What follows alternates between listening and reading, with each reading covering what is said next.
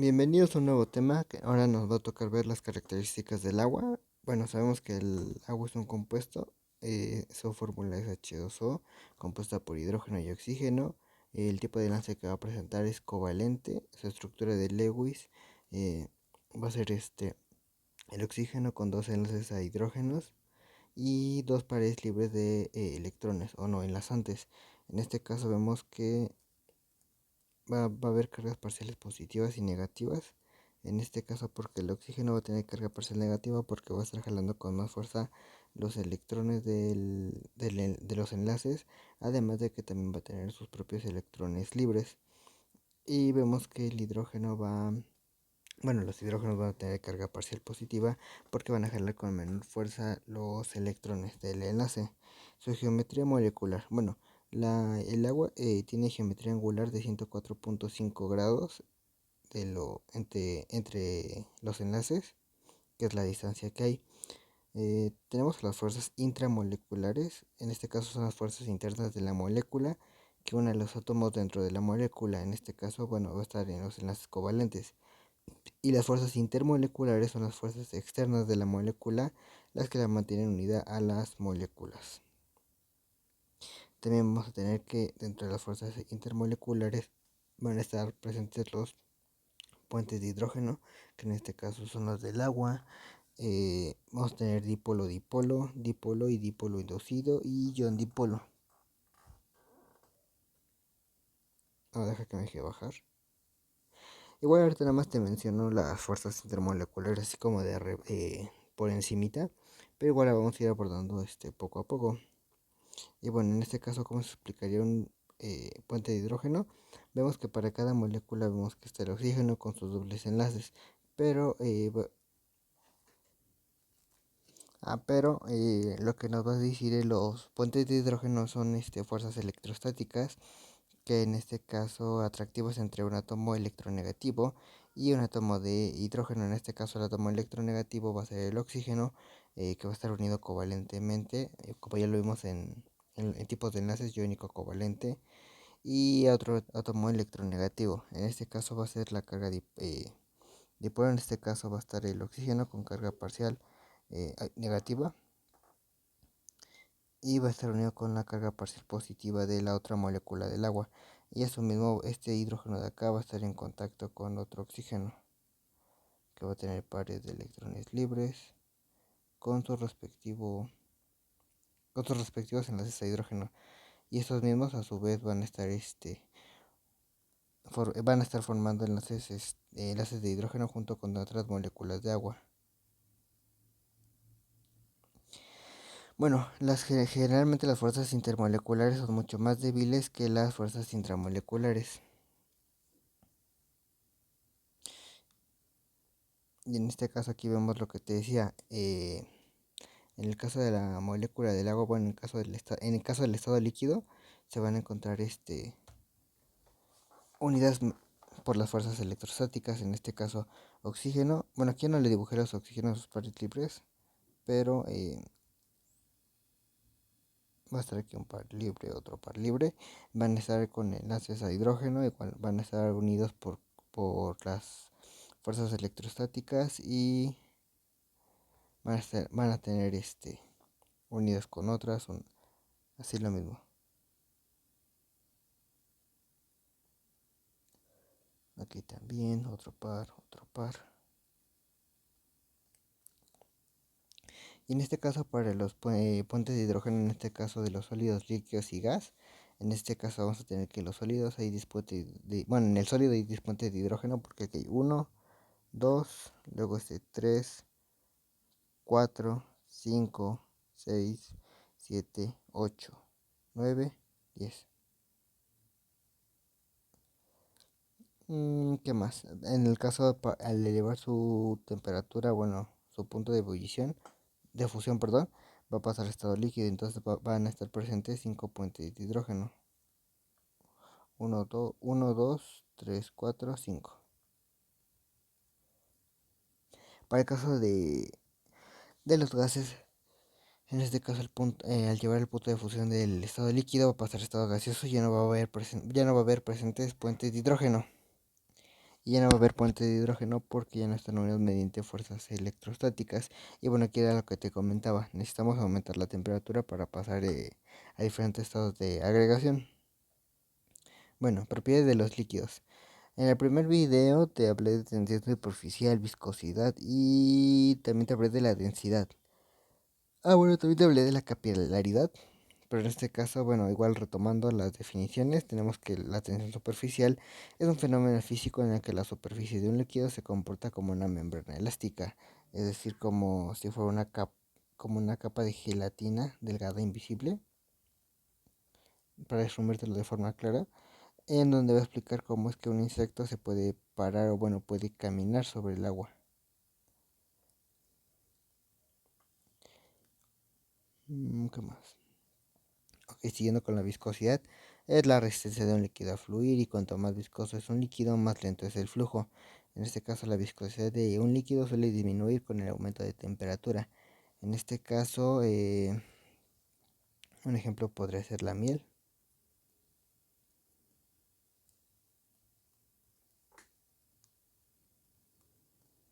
Miel.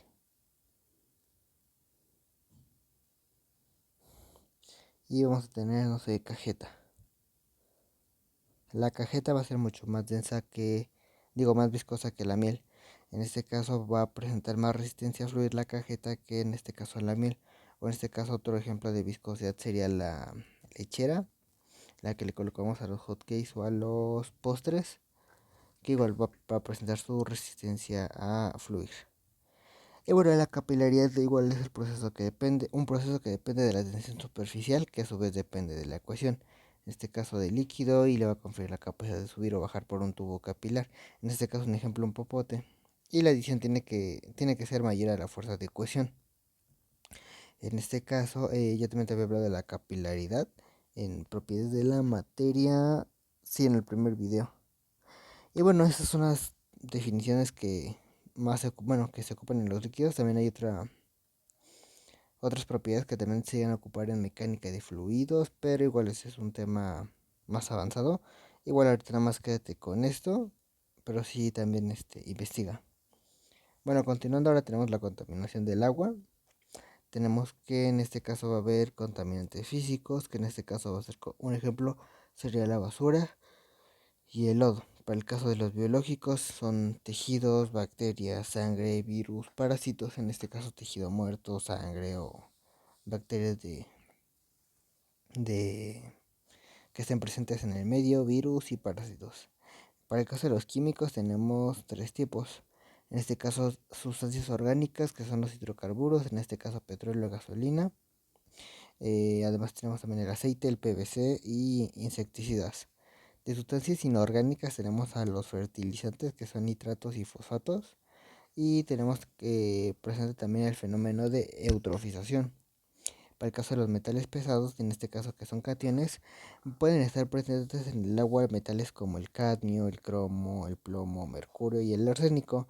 Y también pueden haber sustancias radioactivas, que contaminen el agua, como el caso de uranio. Y bueno, aquí ya te puse tres ejemplos en los que tienes que relacionar que, cuál va con cuál. En este caso, relacionar el inciso con la columna. En este caso, los metales pesados, ¿dónde estarían? Serían de la industria de la agricultura, ¿no? Digo, o del medio urbano. También tenemos las heces fecales y los plaguicidas. Bueno, vemos que los plaguicidas van a estar presentes en la agricultura porque es lo que se ocupa para evitar plagas en el maíz. En este caso, como... Ay, se me fue. Es como un... Bueno, luego le llega a salir como hongo, plaga al elote y bueno, también llegan a afectar diversos cultivos y por eso se llegan a usar plaguicidas para que esos mismos vegetales no se contaminen o bueno, no entren plagas. Bueno, ahora ya que tenemos el plaguicida, nos queda heces fecales y metales pesados. En este caso, las heces fecales van a estar presentes en componentes urbanos o bueno, del medio urbano. No van a ser del campo porque es donde mayormente se depositan las heces. Y los metales pesados van a salir de las industrias, en este caso de las fábricas, que también pueden salir de la industria, sustancias radioactivas como el uranio, desechos radioactivos, o también pueden llegar a presentar algunas sustancias inorgánicas que no sean fertilizantes también. Y bueno, aquí te explico el fenómeno de eutrofización en el que, bueno, tenemos una fábrica en la que va a depositar sus fertilizantes o bueno, sus desechos, que en este caso ya te había mencionado que eran nitratos y fosfatos. En este caso va a haber una alta concentración en nitratos y fosfatos, lo que va a aumentar y prolifera el crecimiento de algas, lo que va a hacer que crezcan algas al fondo, o en el caso de que crezcan en la superficie del agua, como el caso de algunos ríos o lagos. En este caso un ejemplo podría ser, bueno, no sé si conozcas el lago de Xochimilco, en el que hay algas presentes en el canal.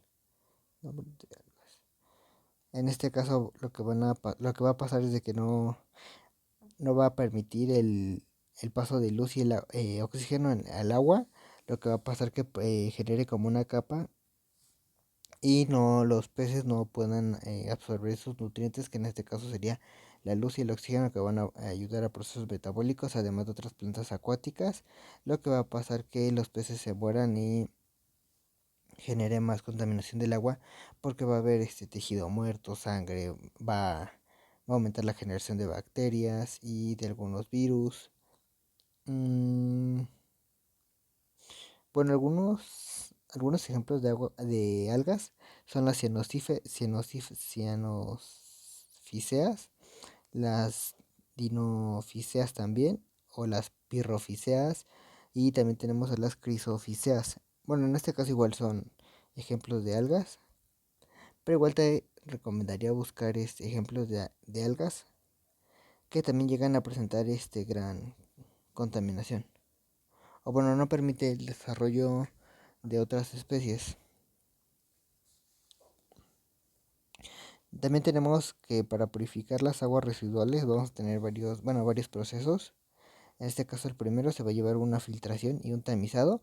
En este caso filtración y tamizado ya lo vimos en ejemplos de método de separación de mezclas. En este caso estos dos, filtración y tamizado, va a eliminar partículas grandes del agua, no como algunas partículas de piedra, lodo, algunos huesos o tejidos de algún animal muerto, etcétera. Luego tenemos a la decantación, que separa sustancias insolubles en agua. En este caso, que podrá ser insoluble en el agua. Por ejemplo, algunas sales o precipitados. Bueno, algunos precipitados. Podría ser algunas sales, pero bajo casos muy específicos. O bueno, no tan específicos. Además de... ¿Qué más? Pues sí, algunos precipitados como en el caso se ha llegado a reportar mercurio, que igual es un metal muy muy tóxico, en el que no debe de tener contacto con él. O también otros metales pesados, como ya habíamos visto en el ejemplo pasado de metales pesados. También el número 4 sería la oxigenación, en el que son burbujas que van a eliminar, va a ayudar a la eliminación de bacterias anaerobias. Anaerobias, acuérdate que es de que no necesitan oxígeno para sobrevivir. Y bueno, ya por último, pero no menos importante, sino uno de los más importantes, que es la cloración, que elimina los microorganismos. Y bueno, aquí ya te puse un ejemplo de esquema de depurador de aguas residuales, en el que vemos que entra el agua residual, entra en el pretratamiento, en donde va a estar en contacto con la criba, y el desengrasado y el desarenado y la neutralización. En este caso aquí va a separar los sólidos, o bueno, los compuestos insolubles en el agua, y va a separar a los macrocomponentes, los que te decía, por ejemplo, tejido muerto, algún animal muerto, huesos, etcétera. Luego va a estar la depuración primaria, que va a ser el decantador, y bueno, ya vemos que va a pasar por los tubos el lodo. Luego también tenemos la depuración secundaria, que es el tratamiento biológico, y va a ser el agua depurada, que al final todo se va a ir al digestor de lodos, que puede servir también como abono agrícola, y además de que también vamos a tener aquí en el digestor, también podemos encontrar gases como el metano y algunos otros gases que en este caso también pueden servir como biocombustible, o en este caso biogás. Bueno, ahora tenemos al aire. En este caso va a ser en la atmósfera es una mezcla homogénea. En este caso va a haber los componentes del aire son nitrógeno, que son los principales, bueno, nitrógeno, oxígeno y argón, que son los principales. Nitrógeno en un porcentaje de 78%, oxígeno al 21% y el argón en presencia de 0,93%, casi uno. También vamos a tener otros gases como lo es hoy el CO2, el vapor del agua, el ozono, el helio, el neón y el criptón, pero también en bajas concentraciones. Bueno, también tenemos que la atmósfera va a tener la Tierra y vamos a tener cuatro capas. En este caso la troposfera, que contiene un 80% de la masa del aire, la estratosfera, que contiene a nuestro queridísimo gas, el ozono, que nos ayuda a protegernos de la radiación UV. Y también tenemos a la mesósfera y ionosfera. En este caso también bueno, las capas de la atmósfera también tienen que ver con el tema de geografía, que igual ahorita no lo vamos a ver. También tenemos ahora también la contaminación del aire. En este caso, contaminante, tenemos que es el dióxido de carbono. ¿Cómo se produce? En este caso se produce por respiración aerobia, es decir, cuando nosotros respiramos oxígeno, producimos CO2 al exhalarlo. También se produce por fermentación alcohólica y también descomposición de materia orgánica. También por la quema de combustibles fósiles. Se puede decir que esta es la más importante porque es la que más contamina. ¿Y qué va a provocar el dióxido de carbono? En este caso va a producir el efecto invernadero y el calentamiento global. Aquí te dibujé pues, ya un ejemplo como de qué sería el calentamiento global, en el que va a aumentar la temperatura, y como en esta última temporada de calor, en las que se vinieron calores muy fuertes, y ahorita con esta temporada de lluvias nos ayudó a que se refrescara un poquito las temperaturas para que no se sintiera tanto el calor. Bueno, y ahora hablando del efecto invernadero, pues nada más te podría decir que el efecto invernadero es un fenómeno natural que, que permite la vida en la Tierra, ya que hay determinados gases en la atmósfera que retienen parte de la radiación térmica emitida por eh, la superficie tras ser calentada por el sol. O también podríamos decir que es la forma en la que el calor queda atrapado cerca de la superficie de la Tierra por los gases de efecto invernadero. También esto se puede decir que es malo porque al momento de que pasen los gases, pasen la radiación, en vez de que la capa de ozono nos permita que como un rebote, por así decirlo, que entren y salgan, lo que va a hacer este efecto invernadero es que se retengan aquí en la Tierra, provocando un aumento también de la temperatura, y además de que esos gases también son dañinos para el ser humano. En este caso, un protocolo que se desarrolló sería el protocolo de Kioto para este contaminante de CO2. Y bueno, aquí te lo menciono rápido. El protocolo de Kioto es un acuerdo internacional jurídico, el que establece objetivos para reducir las emisiones de gases de efecto invernadero entre la Unión Europea y 37 países industrializados. En este caso, este protocolo fue adaptado en el 94, 96, no, 95 si no mal recuerdo, y entró en vigor hasta 2005. En este caso está basado en los principios de la Convención del Marco de las Naciones Unidas en el cambio climático. Bueno, ahora también tenemos a los óxidos de azufre y nitrógenos. En este caso, ¿cómo se van a producir? Se van a producir por erupciones volcánicas y también la industria y automóviles. ¿Qué va a pasar? Va a provocar este fenómeno que se conoce como lluvia ácida. Pero, ¿qué es la lluvia ácida? Bueno, te podría decir que la lluvia ácida se ha vuelto ácida debido a que ciertos contaminantes que se encuentran presentes en el aire. En este caso es un tipo de lluvia bueno, de posición, en el que se puede aparecer de muchas formas. En el caso de que va a tener una acidez mayor a la normal. Y bueno, en la lluvia ácida se van a encontrar como gotitas de agua, o bueno, también van a estar presentes algunos sulfatos y ácido nítrico disueltos en agua de lluvia o nieve. En este caso lo que va a ser malo para el ser humano.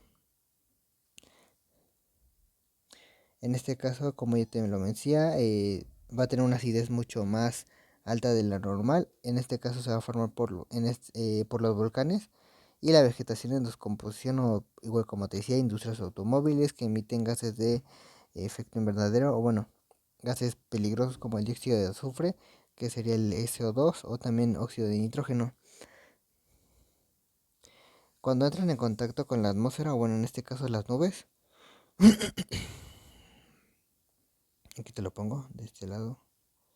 mm,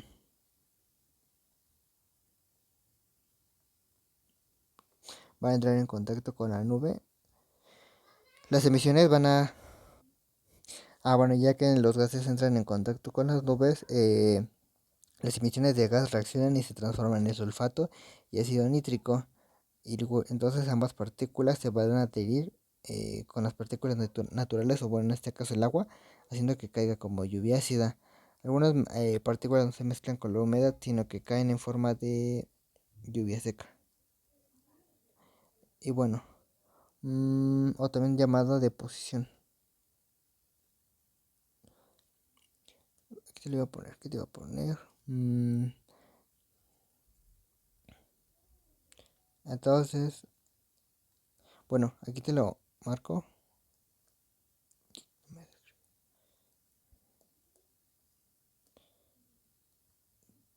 De 1 a 6 es pH ácido. Ácido. pH 7 es neutro. Y de pH de 8 a 14, o bueno, de 7 a 1 a, de 7 a 1 a 14 es básico. Bueno, aquí no te lo puse completo porque no me cupo, pero espero te haya quedado claro lo de la lluvia ácida. Básicamente gases tóxicos van a entrar en contacto con la superficie del agua y van a entrar en contacto con el agua formando gases como en este caso sulfato y ácido nítrico y a su vez esos se van a precipitar en forma de lluvia haciendo que nos haga daño. Y bueno, el último contaminante son los clorofluorocarbonos, como en este caso también los podemos llamar CFC. En este caso se producen por refrigerante y aerosol. En este caso estaba presente en los años 80-90, presentes en los refrigeradores. ¿Y esto qué provocó? Nos provocó la destrucción de la capa de ozono. En este caso también se descubrió que dañaba la capa de ozono y dio un científico el premio Nobel. Y bueno, los físicos franceses Charles Fabry y Henry Buisson descubrieron la capa de ozono en 1913, pero sin embargo, hallazgos científicos anteriores que realizaron otros científicos ayudaron a que se descubriera la capa de ozono. Por ejemplo, en el 1839, Christian Friedrich también descubrió el ozono y le dio nombre, además de que descubrió que esta sustancia se formaba durante descargas eléctricas. En 1860, el científico Soret identificó el ozono. Tiempo después, se descubrió, bueno, el científico Mario Molina, que es mexicano, egresado de la UNAM, científico mexicano, descubrió que los clorofluorocarbonos usados en refrigeradores y aerosoles se descomponían en la estratosfera, liberando una alta concentración de átomos de cloro que destruían la capa de ozono, facilitando la filtración de rayos ultravioleta a la Tierra. En este caso fue lo que le dio un Nobel a Mario Molina y se descubrió que los rayos ultravioleta eran muy dañinos. Además de que se desarrolló, bueno, ¿cómo atacamos esto? O bueno, ¿qué protocolo se desarrolló? Para esto tenemos que se desarrolló el protocolo de Montreal, en el que Bueno, en el que un acuerdo es un acuerdo internacional firmado en 1987 por 24 países, México entre ellos obviamente, para proteger a la capa de ozono. En este caso, este acuerdo regulaba la producción y el consumo de sustancias agotadoras de la capa de ozono, con el objetivo de eliminarlas gradualmente porque los fluorocarbonos eran muy dañinos porque, como ya te lo había mencionado, se descubrió que liberaban altas concentraciones de cloro, lo que permite el paso de los rayos ultravioleta. Y bueno, en este caso aquí tenemos un señor en motocicleta. Vemos que gasta 40 litros de gasolina. En una semana producía un exceso, iba a producir 4 kilos de CO2.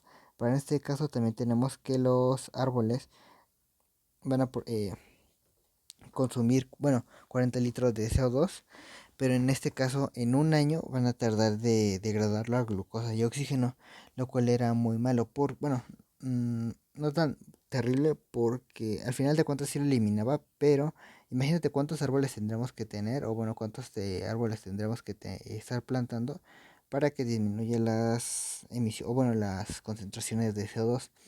Y bueno, algo triste sería mencionar que últimamente se han estado talando árboles para las construcciones, permitiendo que aumente las sequías de calor, o en este caso aumenten las temperaturas y se siente un clima más seco en la tierra.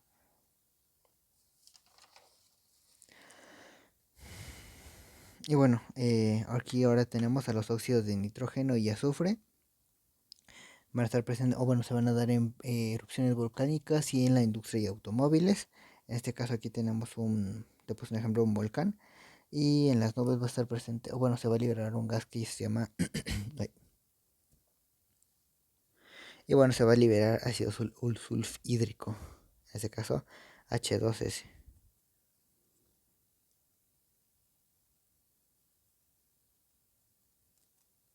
Aquí te lo escribo, ácido sulfhídrico. Y en este caso tenemos que dos moléculas de ácido sulfhídrico van a reaccionar con tres moléculas de perdón, de oxígeno para producir dos moléculas de CO2 y agua. En este caso el SO2 va a ser contaminante, que va a ser el dióxido de azufre.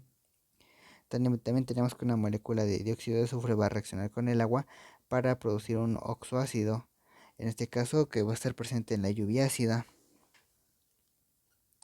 Y bueno, este oxoácido va a ser, bueno, se llama ácido sulfuroso, bueno, si te acuerdas de la nomenclatura que ya te enseñé, igual si no te acuerdas no te preocupes, igual, no, como te digo, acuérdate de repasarlo.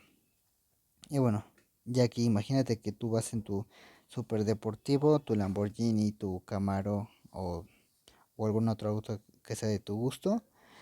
Vamos a tener que, con dos moléculas de dióxido de nitrógeno en presencia de agua, o bueno, más agua, va a producir oxoácidos, en este caso el HNO3 y el HNO. Bueno, ahora como siguiente tema, tenemos al capa de ozono. En este caso va a haber formación de ozono. En este caso el oxígeno va a entrar en contacto con luz ultravioleta, bueno, rayos ultravioleta, para descomponerse en tres moléculas de oxígeno.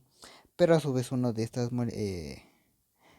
tres elementos, o bueno, a su vez de que ya se rompieron, uno de estos oxígenos se va a estar reaccionando con una molécula de oxígeno diatómica para producir el ozono.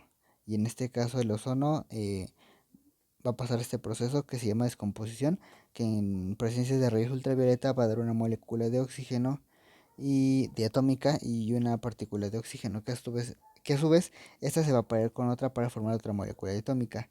Pero a su vez tenemos que eh, este oxígeno con esta molécula diatómica de oxígeno se va a reorganizar, o bueno, se va a volver a juntar para producir ozono. Y sigue formando un ciclo.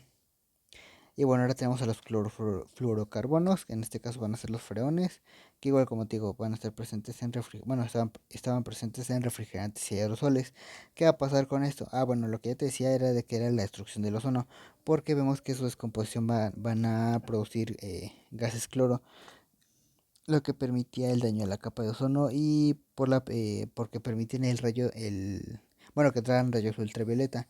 Bueno, tenemos que un clorofluorocarbono en presencia de rayos ultravioleta va a dar una molécula de clorofluorocarbono y cloro. Y bueno, ya tenemos que aquí otro, este mismo clorofluorocarbono que se descompuso, otra vez va a estar en contacto con presencia de rayos ultravioleta, que a su vez se va a descomponer en otro clorofluorocarbono más pequeño y va a volver a liberar cloro. Lo mismo con bueno, en presencia de este cloro que se obtiene en productos va a reaccionar con el ozono formando oxígeno y el ion clorito, en este caso es el EO-, que va a provocar la destrucción del ozono. Y bueno, formación de un óxido básico, acuérdate, metal más oxígeno. Y aquí ya te puse un ejemplo, óxido de calcio. Calcio más oxígeno, óxido de calcio. También potasio, presencia de oxígeno, óxido de potasio. También tenemos a las bases, en este caso un óxido básico. En presencia de agua va a formar un hidróxido. Es decir, si tenemos, no sé, el óxido de calcio en presencia de agua va a formar un hidróxido de calcio. Bueno, aquí ya te puse un ejemplo. Óxido de potasio en presencia de agua va a formar dos moléculas de hidróxido de potasio. Formación de óxidos ácidos o anhídridos. Vamos a tener que uno metal, en este caso puede ser carbono, como ejemplo que yo lo agarré, y oxígeno. Va a producir un oxoácido, en este caso dióxido de carbono. Para la formación de oxiácidos ácidos, en este caso vamos a tener un oxiácido más agua, va a producir un oxoácido. Acuérdate, tenemos que es H más no metal más oxígeno, para el caso de un oxoácido. Y bueno, aquí ya tenemos dióxido de carbono en presencia de agua, va a formar el ácido carbónico, que es el H2CO3. También tenemos que el SO3 en presencia de agua va a formar el ácido sulfúrico. Y bueno, aquí ya este último tenemos un oxoácido. Ahora lo que te decía, hidrógeno, no metal y oxígeno. Esa sería una forma fácil de aprenderte un oxoácido. Acuérdate, hidrógeno, no metal y oxígeno. Y bueno, aquí ya te tengo unos ejemplos para que los hagas. Entonces, bueno, te voy a ayudar con dos, a ver.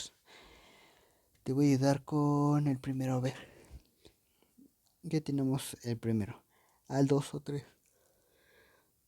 Tenemos que es un metal más oxígeno, entonces va a ser un óxido básico.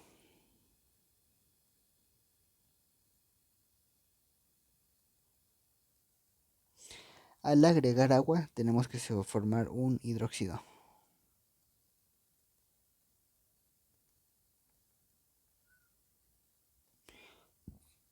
Y ahora te voy a ayudar con otro, a ver. El segundo, a ver. El segundo va a ser un anhídrido. Porque acuérdate, del anhídrido porque va a ser un cloro y oxígeno. Bueno, en este caso son no metales. Anhídrido que en presencia de agua se va a formar un oxiácido.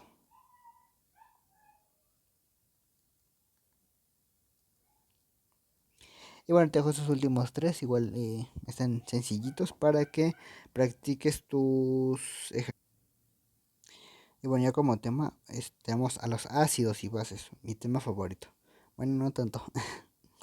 Tenemos, bueno, aquí te dice un cuadro comparativo en el que vamos a tener ácidos y bases. En este caso los ácidos y las bases, también las bases se conocen como alcalinos.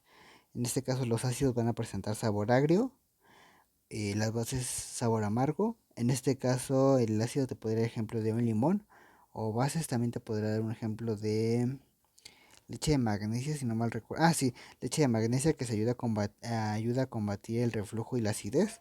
En este caso por su pH alcalino, o sea, va a ser una base. Como te digo, va a ayudar a regular el pH de tu estómago. Bueno, a su vez, el ácido va a cambiar a rojo el papel tornasol. El papel tornasol es un tipo de indicador. Hay diferentes, bueno, los indicadores te ayudan a medir el pH de una sustancia, de una disolución. Un ejemplo puede ser el papel tornasol. También hay diferentes. Otro ejemplo de indicadores podría ser la fenoftaleína y... Ah, bueno, además de también de que tenemos otros indicadores como el papel tornasol azul y rojo, papel indicador universal, Otro ejemplo sería la antocianina, que se obtiene de las fresas, uvas y ciruelas. También tienes naranja de metilo también.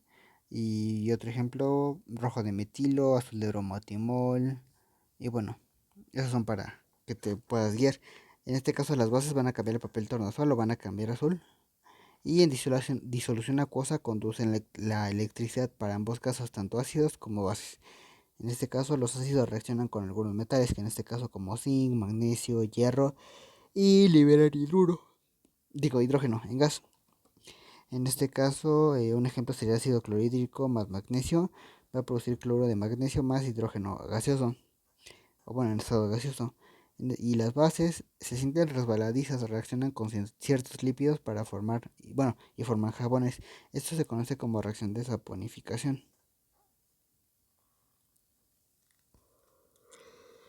La saponificación es un ejemplo de reacciones, en este caso una grasa más una base.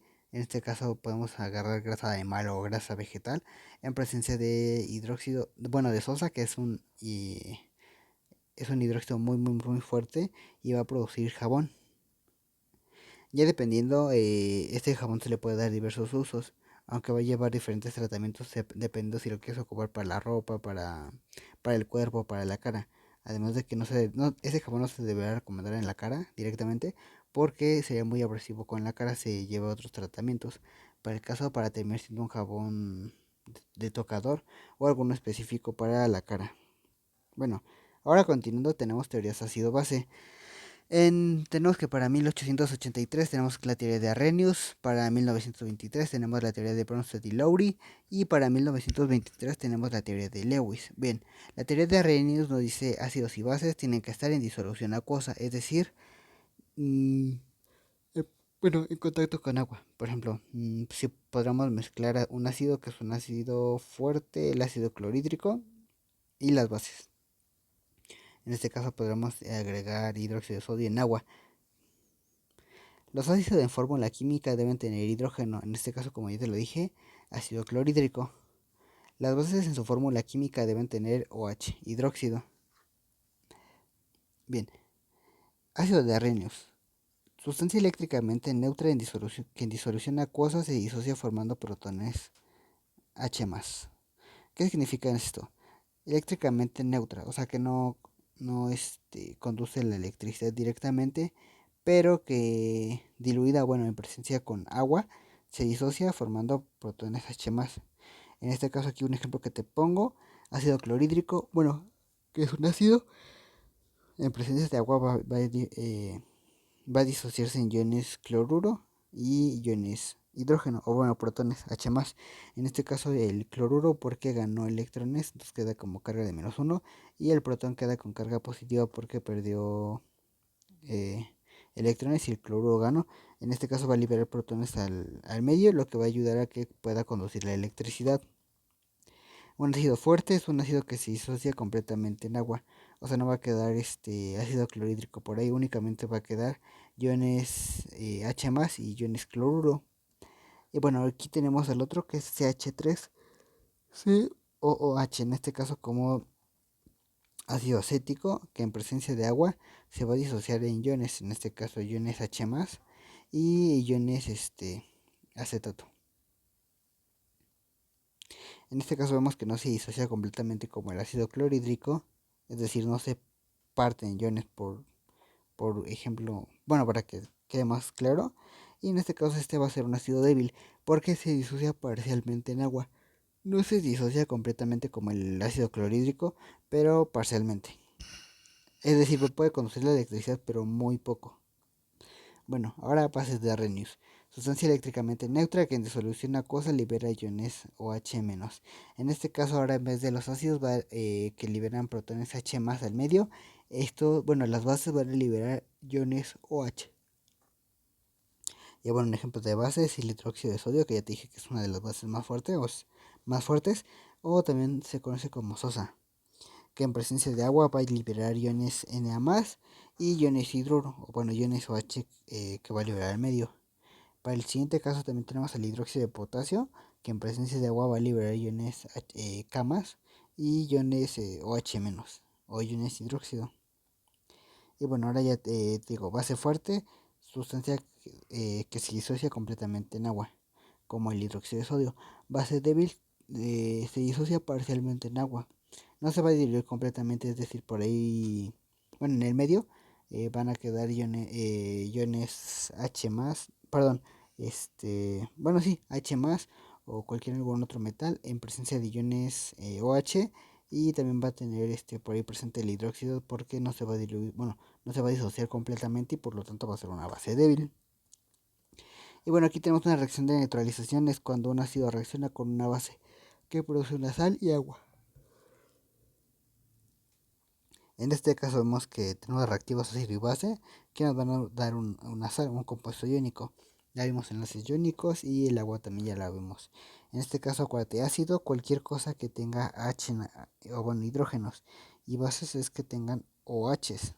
Es decir, por ejemplo, si tú agarras tu tabla periódica y agarras cualquier metal y le agregas OH, ya es una base. Por ejemplo, hidrógeno de magnesio, hidróxido de sodio, hidróxido de litio, o en el caso de ácidos, vas a agarrar vas a agarrar el hidrógeno y algún otro metal, por ejemplo, el cloro para formar ácido clorhídrico, yodo para formar ácido yodhídrico, o el bromo para formar ácido bromhídrico, etcétera.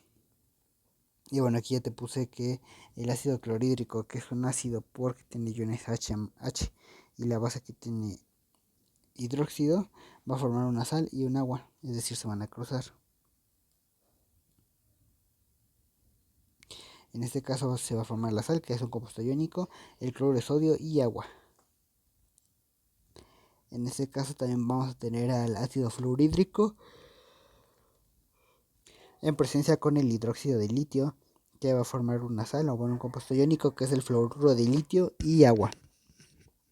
Bueno, para la siguiente parte vemos que en este caso un ácido fuerte y un ácido débil. En este caso el ácido fuerte va a conducir muy fuerte, o bueno, va a iluminar un foco con mucha intensidad. Es decir, si conectamos un foco a una disolución de un ácido fuerte en disolución acuosa, es decir, con agua, vemos que se va a disociar en iones y bueno, va a conducir mejor la electricidad y va a iluminar con mucha intensidad.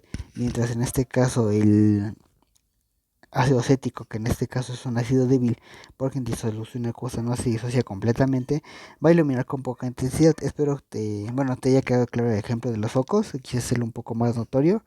Y bueno, ahorita ya sabes diferenciar entre ácidos fuertes y débiles, reacciones de neutralización, ya sabes identificar un ácido y una base. Y bueno, la siguiente teoría es la teoría de ácido o base de Bronsted y Lowry. En este caso, que nos va a decir que el ácido es una sustancia capaz de donar un protón H+, y base es una sustancia capaz de aceptar un protón H+. En este caso tenemos un ácido, el primero que es el ácido acético, CH3COH. En presencia de agua se va a disociar en iones acetato y el ion hidróneo. En este caso el oxígeno del agua va a quedar con una carga positiva porque va a estar enlazado a 3 hidrógenos. Y también tenemos a una base que es el NH3 en presencia de agua. El amoníaco en presencia de agua va a liberar iones amonio, que es NH4. El video pasado te lo mencioné, que te acordarás del NH4 y bueno, del amonio y el amoníaco.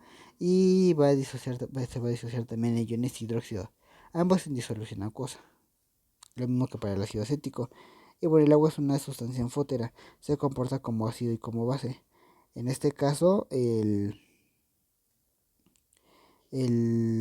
para el caso del ácido acético, que es el CH3COH, en presencia de agua, el agua se va a comportar como base porque, ¿qué dice? Sustancia capaz de aceptar un protón H+. Entonces, en este caso, le vamos a sumar un H+. Y por eso queda como el ion hidróneo. Y por lo tanto, nuestro ácido acético nos va a donar un protón H+, y por lo tanto la base va a ser el agua. Pero ¿qué vemos con el amoníaco? Vemos que es la base y el ácido va a ser el agua. En este caso, el ácido, sustancia capaz de donar un protón H+. Entonces, en este caso, el agua se va a disociar en iones H+. Deja que me escribí porque H+, y iones OH-. ¿Estás de acuerdo que si los juntamos nos da la molécula del agua, no? Neutra. Entonces, en este caso, La base va a ser el amoníaco que nos va a aceptar el protón H+, y vamos a tener que se va a disociar en iones amonio y iones hidróxido.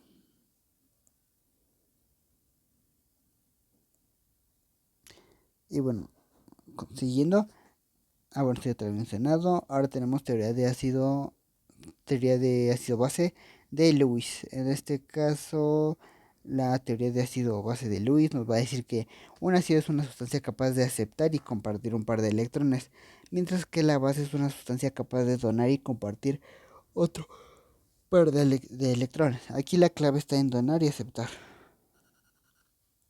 Tienes que ver cuál es cuál. Donar y aceptar. En este caso aquí vamos a tener al trifluoruro de boro.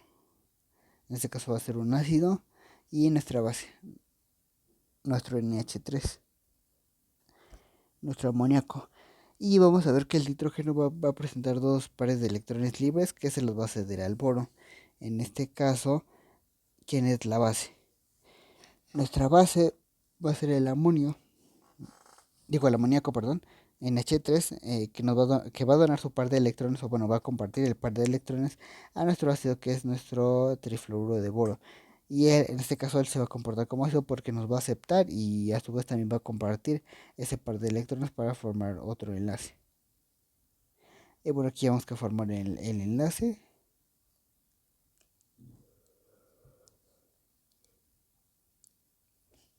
Y luego, ¿cómo podemos medir si una sustancia es ácido o base? En este caso, como ya te había dicho, vamos a usar el uso de indicadores que cambian de color con el base del pH si es ácido o base. En este caso aquí tenemos un papel tornasol, que en este caso rojo, si es rojo va a ser ácido y si es azul va a ser base. También tenemos una escala de pH que la propuso el científico Sorensen. En este caso tuvo agua pura a 25 grados Celsius y nos determinó que una escala de pH en el que nos dice que de 0 a 6.9 es ácido y de 7 es neutro, pero de 7.1 a 14 es base. Esto es muy importante. pHs de 0 a 4, bueno, 4 o 3 son ácidos fuertes. Ya por ejemplo de pHs mayores a 5 a 6.9 son ácidos débiles. O bueno, dependiendo, a partir del 6 o bueno, en este caso el 6.9 ya sería ácido muy débil porque se comporta más como una base. En este caso, bueno, esta es más cerca de la neutralidad. Para el caso de las bases, el 14 va a ser bases muy fuertes. Bueno, del 2 al 14 van a ser bases muy fuertes. Y en este caso, bases de 7.1, 7.2 van a ser, o bueno, a 7.3 o punto 4 van a ser bases débiles porque se van a acercar más a la neutralidad que a comparación de sus contrapartes, que en este caso 14, que ya sería una base muy fuerte, y 0 y 1, que son pHs muy, muy ácidos. Esto casi también tiene que ver con y bueno, eso también tiene que ver porque las escalas de pH nos ayudan a explicar, o bueno, otros problemas que en este caso son como el pH, que lo podemos calcular con el menos logaritmo de concentración. Y bueno, como te decía, pH se puede calcular con el menos logaritmo de concentraciones de protones H+, o también podemos calcular el pH con el menos logaritmo en base a las concentraciones de iones hidróxido. También tenemos que, por ejemplo, también el pKw, que se calcula con pH más pOH, y también tenemos a la constante de acidez y el pKa, o en este caso la constante de basicidad, que se relaciona con el pKb. Pero esto último que te estoy diciendo, sí tenlo en cuenta, pero igual es como para problemas más avanzados. Igual si ahorita te estás adentrando en la química, sí está muy bien, pero igual para que no digas, es que es un tema seguramente muy difícil. Pero no, es muy, bueno, no tan fácil, pero acuérdate que la práctica es el maestro y entre más practiques y más te informes acerca de ese tema y practiques, vas a ver que ya teniendo práctica ya dices, bueno, esto se hace y así, así y así, y bueno, podemos despejar el pKw o el pK en base a diferentes funciones que tenemos. También tenemos que el pH es inversamente proporcional a la concentración de protones de H+, es decir, si aumenta la concentración de protones H+, por lo tanto tenemos que va a ser más ácido y por lo tanto su pH va a ser más bajo, porque te acuerdas que te dije que de 0 a 6.9 es ácido, de 7 es neutro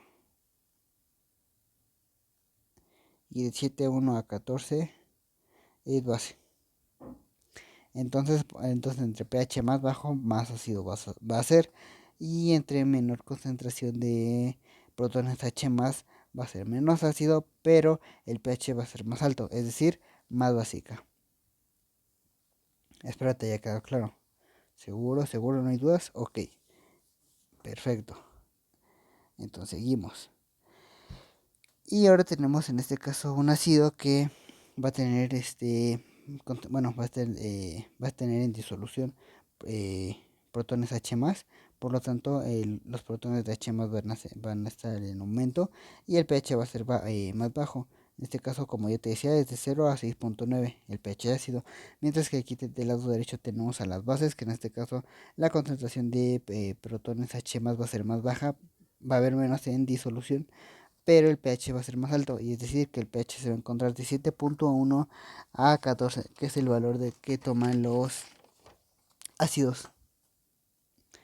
Y bueno, ahora tenemos a las valoraciones o titulaciones ácido-base. Ya vimos que era una reacción de neutralización, que en este caso un ácido con una base va a producir sal y agua. El ácido va a tener un pH de 0 a 6.9, neutro acuérdate que es 7 y base de pH 7.1 a 14. Igual va a producir un ácido y una base. En este caso para este caso tenemos un ejemplo de una titulación o valoración.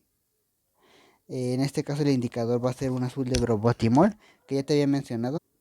Y bueno, ya el indicador azul de bromotimol nos va a dar un pH de 6 a 7.6. No, únicamente nos va a dar en esos valores. En este caso aquí vamos a tener un ácido que tenemos que su concentración es desconocida. No vamos a saber qué concentración tiene, si sea 1 molar o 0.1 normal de normalidad, o masa-volumen, masa-masa, volumen-volumen, etcétera. Y aquí vamos a tener un volumen conocido de una base, es decir, vamos a conocer la concentración de esa base. Por ejemplo, podríamos tener un ejemplo de una base, podría ser hidróxido de sodio a concentración 1 molar o 0.1 molar. Depende ya qué valores tengas, aunque normalmente se usa concentraciones molares. Y bueno, para el caso del indicador del azul de bromotimol, el caso de los ácidos va a ser amarillo y base va a ser azul. En este caso, así se muestran ¿cómo se llaman? Las gráficas de pH, o bueno, en este caso de las titulaciones. En este caso vamos que pH 0 no va a suceder nada, pero a medida de que le agregamos más volumen de la base al ácido, vamos a ver que va a ir aumentando la concentración, bueno, va a ir aumentando el pH en función del tiempo, y va a llegar un momento en el que llegue a pH neutro y luego llegue a un cambio de color. En este caso se va a conocer como un punto de equivalencia, y que va a estar la concentración de la adición bueno, del ácido y de la base va a ser la misma,